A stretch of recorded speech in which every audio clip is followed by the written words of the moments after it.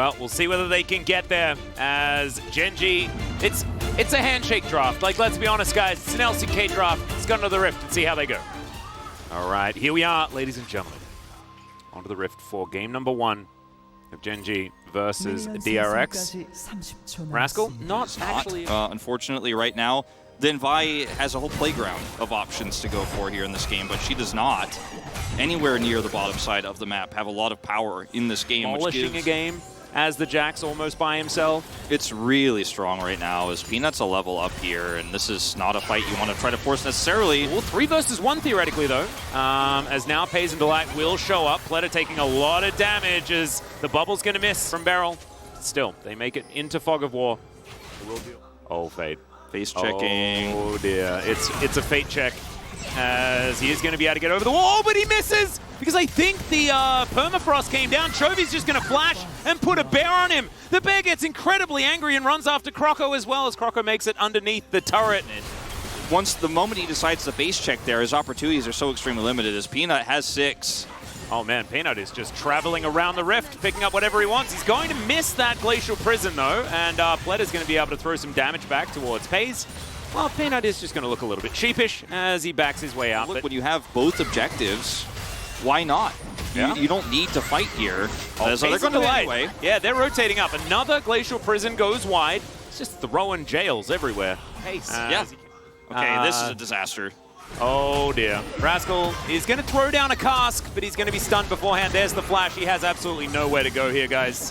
There's the permafrost. Doran picks it up with an Empower. All too easy, and Croco just has to watch it happen from the sidelines. These Annie red side picks that Gen.G used on blue side against Lucian is so beautiful, and now is it time for Pleta to ult? No, it's not. Bubble is not going to land as Peanut comes in. He lands that one, and that is a dead barrel. Oh dear. But it was well executed. Doran still has flash.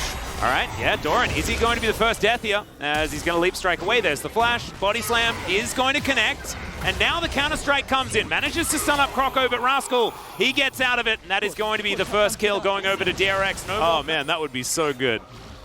You notice I said Warwick and Warwick multiple times. Okay, Chovy could be in trouble. In fact, he's dead. Not a whole lot they can do. Tibbers gets angry. Doesn't it remind you of how sort of T1 plays the map as well? Like, Faker will get picked off in a side lane, and oftentimes other teams pushing mid, and there is just nothing that DRX could do about this. Yeah, Shirley is just wailing on this turret as there's the Emperor's Divide from Fate, gets into the backline. Oh, that's a great knockoff onto Pace, finds the bubble as well. But where is the follow-up damage? Pleta puts an entire culling into a bear!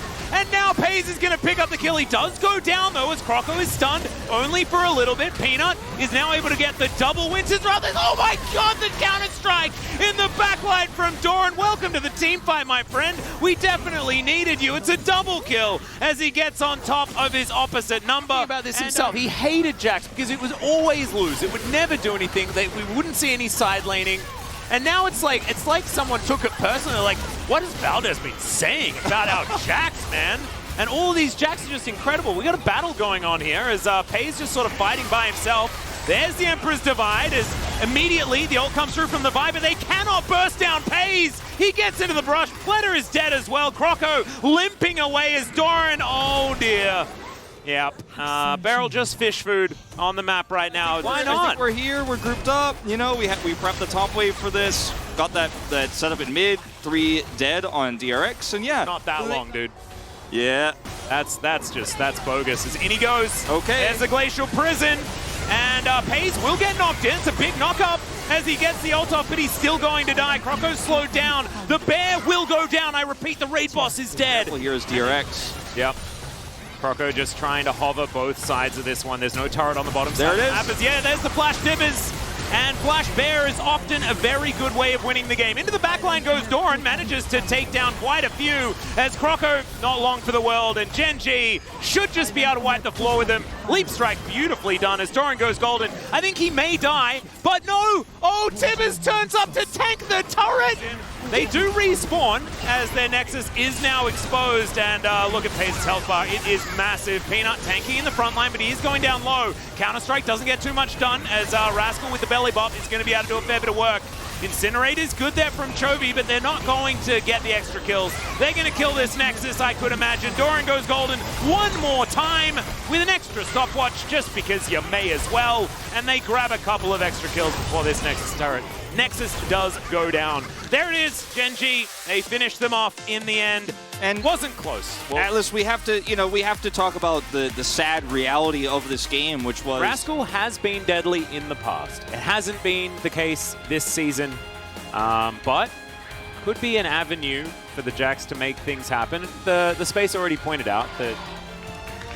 All right, here we are, everyone, once again on the Rift for game number 2 of DRX taking on Gen.G. Gen.G pretty comfortably winning game number 1, largely due to the fact that they had 6 players, which is a little bit unfair. Right, but not going well so far. Beryl stepping up, the Ignite already ticking down. So interesting as, yeah, okay, we'll see whether Paze is going to reveal himself, as now Beryl is going to check the brush. Not really worth, is what I'm putting down. Flash has to be used to get out of the bubble. No, I agree. I actually think being able to get to this back timing is really, really important. So getting Paze and Delight down low enough, also especially collecting that flash, does mean that there are avenues now for DRX here towards this bottom side. Gen.G still with just a general advantage as far as CS is concerned and things like that. They'll take the first Drake. I think is just going to have to scale up and hopefully be better in the late game, but this area has just kind of had a free ticket to mid game, and this is going to be Gen.G now getting the second objective of the game here, uncontested. And this is not what this comp is. DRX being able to get over there and affect that one. Chovy going to refill that mana bar by eating some honey fruit. And we will find out exactly what our soul is going to be. It is going to be huge, but it's not going to be something where he can turn it into a crazy split push early on with no other control. Yeah, and Paze now you can see actually having a really good time. Bubble is going to go wide, he ults. Croco moving in. Oh, the Wild Growth interrupts! He can't get the Cyclone off, and there's the flash forward. Beryl has to flash in answer immediately. But Delight is so good, man. But there is a tidal wall. As in goes Peanut. They do find plenary flashes. The wall is going to block him at least a little bit, but not quite enough as Paze is going down low, but he's still fighting. There's first blood as Paze picks it up, and Gen.G are just waiting here. Peanut puts down the Rift Herald as well. Fate, he'll get here, but it's a little bit too late. Rocks are being flung at him every which way. Beryl is going to get taken down first. And yeah, now Fate might be in trouble. Yeah, Fate's not going to get anything here. He came down here to watch the turret die. He's not letting Chovy come down to the bottom side. No, he didn't. Okay. That was a flash. As, okay, gets flung back. That somehow was a flash that worked, guys. I'm not entirely sure. Peanut, he's still going to die. As now a teleport comes in. Chovy going to go golden. Oh, the bubble going to be mitigated by that one as well. Rocks go down one more time as Paze turns up. Have to... Okay, Rascal. All right, he's in it. There's the tidal wave. Going to get the knock up. Another bubble is going to be really good there as Paze is standing his ground. Why isn't he dead yet? Okay, finally he falls down as Chovy gets back over, and Rascal. A lot of value. Look at his angle here. He's going to scan them with the Scryers. And oh, Rascal. Okay, well, he's straight into a body slam, swings his staff around, and then gets the heck out of there, as you can understand. Gravity field is good. Paze gets over it. And could be a 50-50. We'll see whether the fight can actually be won. There's the Weaver's Wall as Chovy's going to block them off as best he can. Puts down the rocks, is now into the back of the pit. Oh, the value of the cask is just beautiful. Paze gets over the wall as well as Rascal has to flash away immediately. Peanut, he goes over the wall. They've given up on this Drake. They want to win the fight, and there it is. Peanut can now get back into this pit, but he doesn't have to because Croco is just going to come into his waiting arms. Another Vault Breaker is very nice, but he does have Warrior Trickster.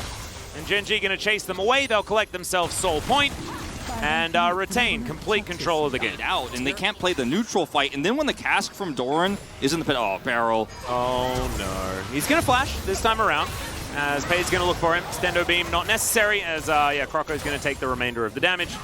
And looks like Gen.G are going to give up on trying to take down this turret as Pleta. Can he get the kill onto Peanut is the question as Paze. He's going to stand in front of his jungler. They're just not doing any damage to the Zeri. Delight not going to be so lucky. He'll be popped.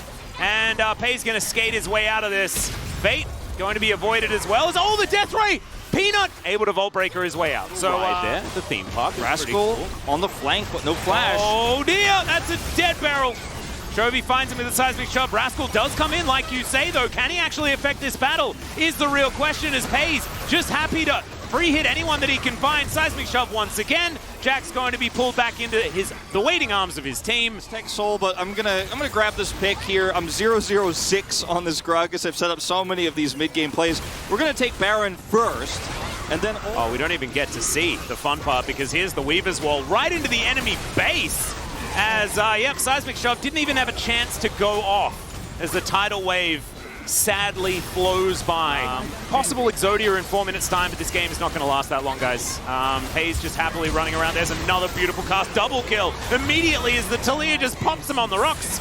And yeah, Fletter is now on his fountain. I don't know whether he's going to be safe there as Porco just evaporates. It's a double kill as Hayes. Yeah, maybe you don't want to be fighting the fountain. That's probably the one thing that DRX has that can beat you. And Pletter is just going to watch as these structures go down. Weaver's Wall going to be delivered, and Pletter goes to the correct side of it.